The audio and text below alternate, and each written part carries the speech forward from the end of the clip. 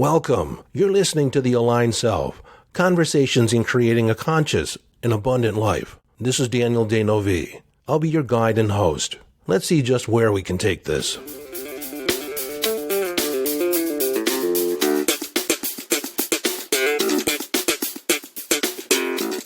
Hello, friend. As promised, this is the first episode in my series on manifestation.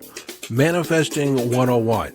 A while back, I decided that it would be incumbent upon me to do a series entitled Manifesting 101, where I can talk about the ins and outs of manifesting, provide you with some definitions, some basic concepts, and especially make you familiar with my particular perspective.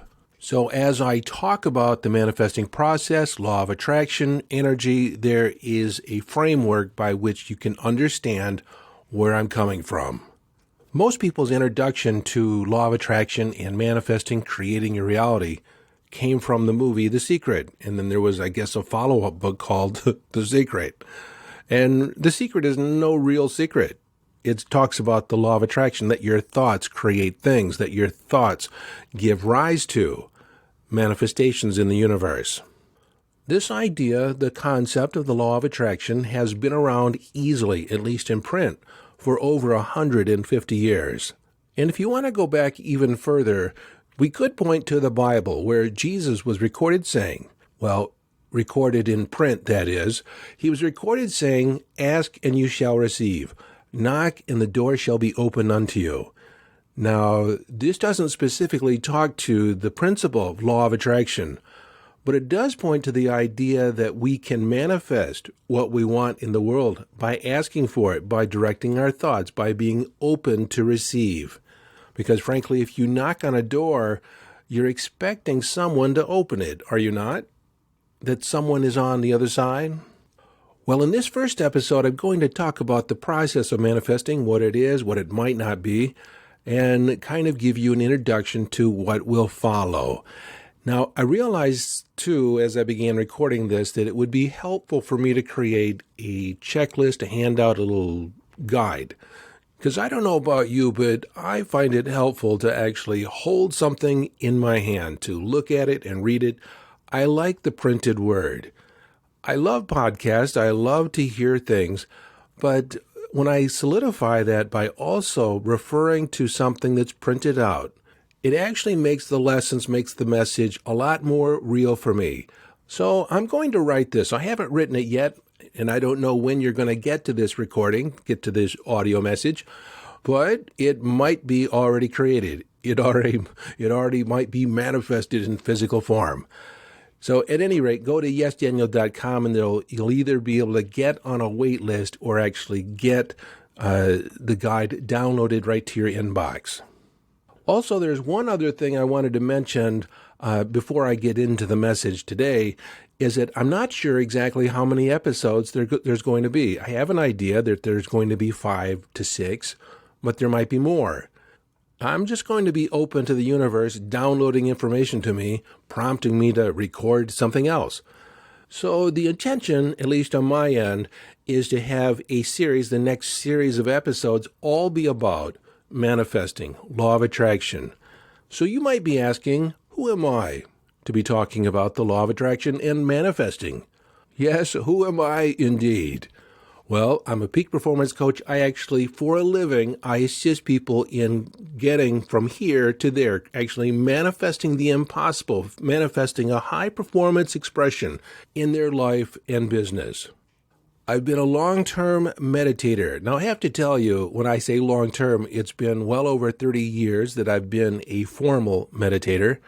But there's something that goes on in the psyche when you realize that you are not your thoughts. I mean, you have thoughts, you have a mind, but your mind is meant to be there as a servant, not to guide you around, not for you to be subservient to the impulses of your mind. You're meant to master your mind. So I've been on this spiritual path for a long time, well over 50 years. And to me, it's been a pursuit of pleasure to find and discover the mysteries of the universe. And I have to admit, at the heart of it is a very selfish endeavor. I wanted to manifest an amazing, marvelous, fantastic life for myself. And so I had to learn the secrets for myself. And they're not necessarily secrets, but they're not taught to the general public. And in some circles, this could be considered part of the occult sciences or parapsychology. And depending on who you're talking to, even pseudoscience. So I guess this brings up a point that I should point out right now. As you proceed, as you listen to this, as you investigate law of attraction, manifesting practices, is that you don't necessarily want to prove it as true, but you do want to validate it in your experience. You see, as long as the process works, as long as it gets an effect for you, gets the result for you, it doesn't matter if it's true, quote unquote, or false. Because if you listen to the episode just before this, I talk about how we create reality, how we take the world out there and repackage it in our head. We create a map or a model of reality. So if you consider the scientific process is just a model to get to a certain result. And hopefully it weeds out a lot of the variability in getting to a specific result. It tries to prove or disprove certain ideas, concepts, in order to have some grasp of reality. Even so, the scientific model is still a model. It's a framework, and it has its place, and there are things in the universe that it cannot measure. We don't have the ability to measure it. So while it works in some situations, it does have its limits. And so just because something cannot be proved by the scientific method does not mean that it is not real, quote unquote. It does not mean that it does not exist. It just means that it doesn't fit inside that particular model or framework. So first I want to talk about what is manifesting. If we look at the dictionary, it's to bring something into existence to where it is evident, seen. But what you're going to learn is a lot of things that we manifest cannot be seen. They're felt. So in that regard, to make it evident, because we can ascertain and check in with our feelings, when we make it evident to ourselves, it's also considered a manifestation. Now, obviously, most people want to manifest things in their driveway, into their bank account, into their home, or into their life to where they can actually utilize them. We'll address all that in more detail down the road. But just understand that some of the things that we manifest or bring into existence, you can't necessarily point to in time and space, but it is a manifestation nonetheless. So I'd like to share a little bit more about me, just from where I'm coming from. Back in 1991, I had a cracked tooth. And it was bothering me, it was sore, and I ended up going to a dentist to have it checked out. And it was determined that I needed a crown right away. And they asked me if I could wait an hour, they could actually fit me in and have a crown put on that broken tooth.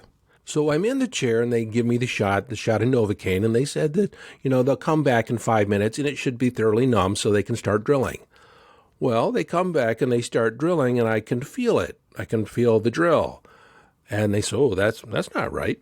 And they gave me another shot. And they came back 5 minutes later. And they started drilling again. And I could still feel the drill. Now, it wasn't causing pain at that point, but I could feel the vibration. And so they ended up giving me another shot. And they came back in 5 more minutes. Well, long story short, I could still feel them drilling. So they ended up giving me gas, nitrous oxide, also. So I have the mask on, and they start drilling, and everything seems to be pretty cool. But suddenly I have this feeling of like rage. I feel like I'm just going to bolt up out of the chair. I can't sit there any longer. I just have to move. And it was intense. And, they had a drill in my mouth. So I had to overcome that. And I've studied hypnosis and trance and meditation for a long time, so I began putting myself in a trance in addition to having the gas. Well, I was able to calm myself down in about 15 minutes, and then I went somewhere else. My consciousness went somewhere else, and I was actually shown how we create reality. all the ins and outs of it. I knew everything I needed to know. I felt like I had the secrets of the universe right in the palm of my hand. It turns out that getting this crown put on my tooth was a 2.5-hour ordeal. I was told that my roots are extremely deep. I guess I have a substantial jaw, and so they had to do a lot of extra work in order to clear out that tooth so they could repack it and put a crown on. And every now and then they would ask me if I'm doing okay, and I would nod, yes, I'm doing okay. Wasn't talking. And in my mind, I was just thinking, keep me here. I love this place. I love this space. Well, eventually they were done with the tooth, and I went and paid, and I went out to my car. And I can remember sitting there just like this holy cow, oh my gosh feeling, like I knew it all.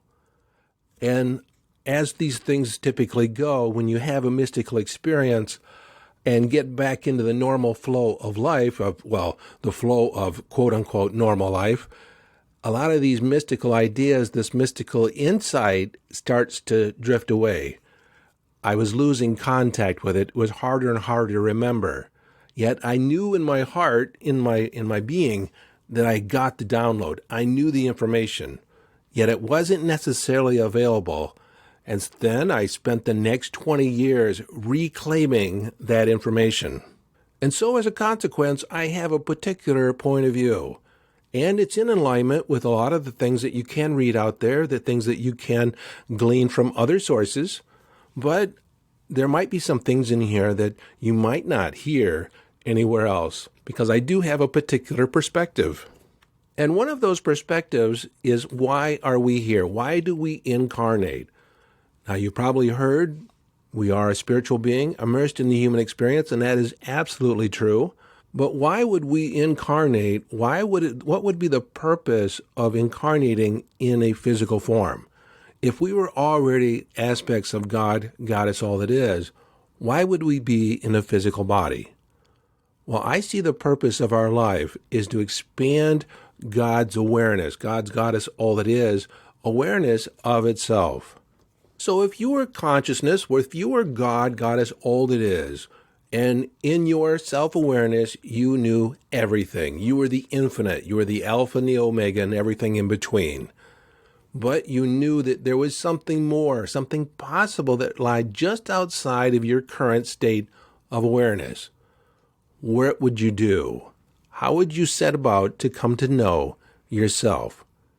Well, you would create circumstances where there is contrast. You would create duality. Because if you're all that is unity. And that's one of the primary laws of the universe, is that we are all one. There is only one. Yet we are aspects of the whole. Just like a drop is an aspect of the ocean. The ocean is still contained in that drop. And so part of this journey to know ourselves, for God to know itself, is for us to get to our bones, to have the experience here on the planet Earth, and that we get to our bones that our energy, translated into feelings, thoughts, and actions, creates our experience, creates our perception of reality. So one of the foundational tenets underneath that, when I said, when you get that your energy, translated into thoughts, feelings, emotions, and behaviors, creates our reality, we need to have a little understanding about energy. Well, quantum scientists tell us, Einstein even said it, everything is energy. Now, when I was in school, they actually made a distinction that there was a difference between matter and energy. But what they're saying today from a scientific perspective is that everything is energy, vibrating at different rates, different frequencies, but everything at its base level is energy. There is no distinction between energy and matter. So from the context that everything is energy, then understanding energy is everything. We are going to dedicate an entire episode to vibration, frequency, and energy. And one thing I want to add on to this little conversation right now about energy is that you have a particular energetic signature that is identified as you. And as such, the things that you think about, the things that you call into existence that you want to manifest are identified and matched up to your vibration. Somebody else is not going to get your manifestations. You are the one that will receive all that you create. Another thing that we need to understand about manifestation is that it's not happening sometimes. It is happening all the time. You are manifesting, attracting everything into your life, good, bad, and the ugly. Whatever's showing up is a vibrational match for what you're putting out. So part of this series, hopefully I can teach you how to become more intentional about the vibration that you're offering up. So you're calling in the things that you do want and not the things that you don't particularly want. You see, that's a complaint that a lot of people have around The Secret and manifesting, is that they're telling me that it's not working for them. They're not manifesting. They have intentions, they have things they want to bring into their life, but it's just not happening. Like, what's wrong? What am I doing wrong? So once you understand that you are always manifesting, you cannot not manifest. You just have to look at what's showing up as an indicator of what your vibrational offering is. You see, that's law of attraction in a nutshell. Like attracts like. Like energy attracts like energy. Now, you've probably heard in science about magnetism and opposites attract. Even sometimes people, opposites, opposite personalities seem to attract. But in the context of magnets, not everything is magnetized. Not everything is attracted by a magnet. And what is attracted by a magnet is just the polar opposite of the same thing. So it's like the two sides of a coin. When you consider one side of the coin, then the other side of the coin, then it's a unified whole. And as far as the relationships go, I'll address that in the episode on relationships, manifesting the relationship that you want, whether you're in a relationship already or you're not. Speaking of the upcoming episodes, what are the different areas I'm going to address?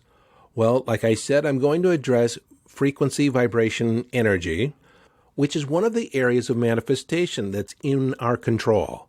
We can actually create and manifest a particular vibration, manifest a level of energy. The primary manifestation we create in this journey as a human being is our self-concept. Who are we? What is our relationship to reality? Our self-concept, our self-identity is our first manifestation. Now, a lot of people think that whoever they are is who they are. It's a result of their upbringing, a result of their past and the decisions, and they've arrived at a certain framework about who they are in the world. Well, I come from the context that you can recreate every aspect of your life. I've done it for myself, and it's one of the things that I teach in my signature coaching program, The Aligned Self, but more about that way down the road. But your self-concept, your self-identity is your primary and most important manifestation. It decides how much you're able to receive. What is your capacity to receive? Do you consider yourself to live in a safe universe, or is it a dangerous universe? Are you tied into scarcity, or are you open to abundance? See, these are all decisions we make about our relationship to reality and what we believe about the world.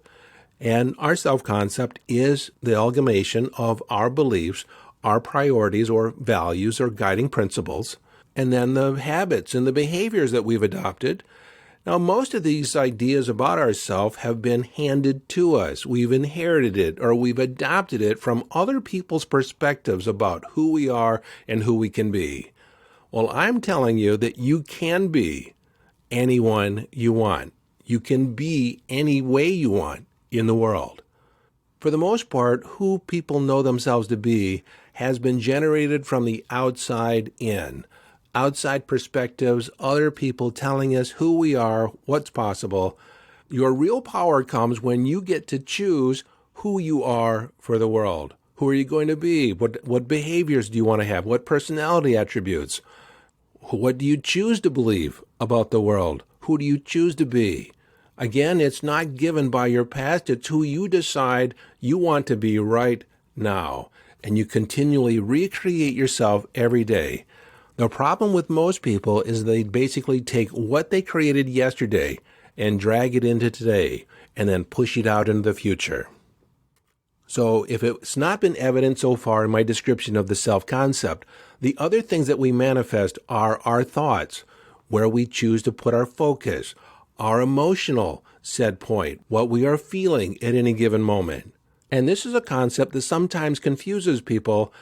Those intangible things, those things you can't necessarily put your hands on, those feelings, those ways of being, how you carry yourself, how you're vibing in the world, that, my friend, is a manifestation, and one of the more powerful manifestations.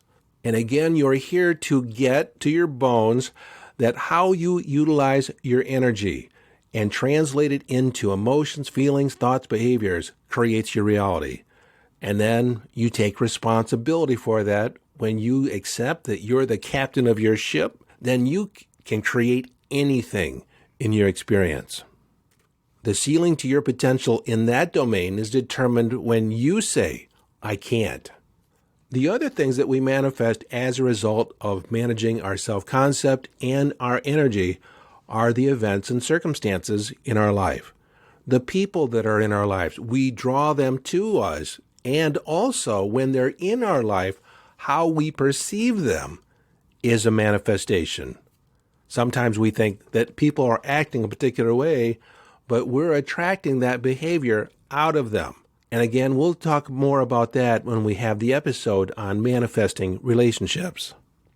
The other thing that we manifest is our health and well-being, our body. But for most people, it's something that they acquiesce to, kind of a default. It just is what it is. You know, they put food in there and they have certain behaviors and movements, and it kind of is what it is. I have the body I have. Well, we manifest our health and well-being. We create it through our thoughts, we manifest it through our behaviors, and we have ultimate power over our ability to heal and our ability to invite illness in. Now, this becomes a slippery slope for a lot of people. They get hung up on the law of attraction, but what about all these other scenarios? And we'll address this when we get the episode on health and well-being. But just kind of put that aside for now and consider that your thoughts and behaviors produce a particular result in your body. How you think about illness, how you think about wellness, how much sleep you're getting, which is also an extension or a manifestation from your mind and choices.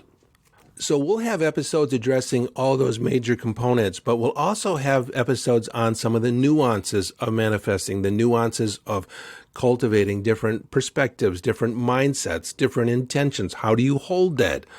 What are some rituals and ceremonies that you can create to help focus the mind, focus the energy, to help bring things into you faster? And then we'll also address the idea that some people have. They don't know what they want to create. They don't know what they want to draw into their life. So we'll address that. We'll address creating a dreams list and how to identify the things that you really want and what have you adopted from the culture, from other people.